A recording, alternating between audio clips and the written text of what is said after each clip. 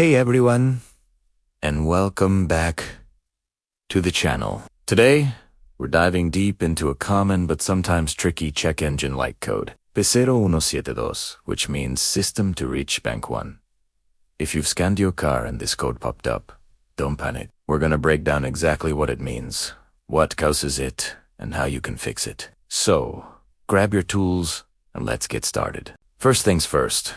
What does system to reach actually mean? In simple terms, your car's engine isn't getting the right air-to-fuel ratio. The ideal ratio is about 14.7 parts air to 1 part fuel. When you see a P0172 code, it means there is too much fuel or not enough air in the mixture for Bank 1.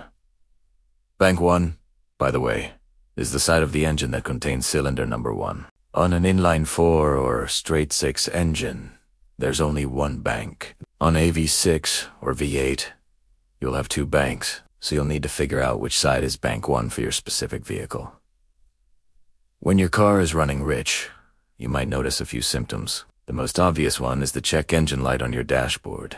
You might also experience poor fuel economy, because you're literally burning through more gas than you need to. Your engine might run rough, especially at idle, and you could even notice a strong smell of gasoline from the exhaust. In some cases, you might see black smoke coming out of your tailpipe, which is unburned fuel. These are all classic signs that your engine's fuel mixture is out of whack. So, what are the most common culprits behind a P0172 code? There are several possibilities, but let's start with the simplest ones. A dirty or failing mass airflow sensor, or MIF sensor, is a frequent cause. This sensor measures the amount of air entering the engine. If it's dirty, it can't measure accurately and might tell the engine's computer, the ECU, that there's less air than there actually is. The ECU then compensates by adding more fuel, leading to a rich condition. Cleaning the MAF sensor with a specialized cleaner is often a quick and easy first step.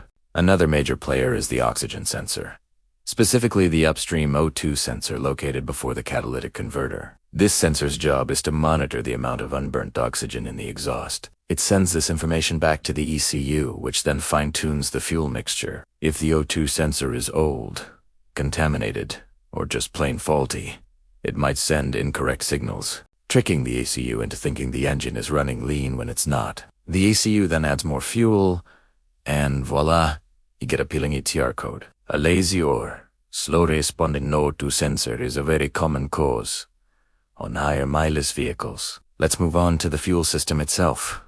Leaky fuel injectors are a big one. A fuel injector can get stuck partially open or develop a bad seal, causing it to drip extra fuel into the cylinder even when it's not supposed to. This directly enriches the mixture. You can sometimes test for this by using a tool called a fuel pressure tester. If the pressure drops too quickly after turning the engine off, it could indicate a leak somewhere in the system, possibly from an injector.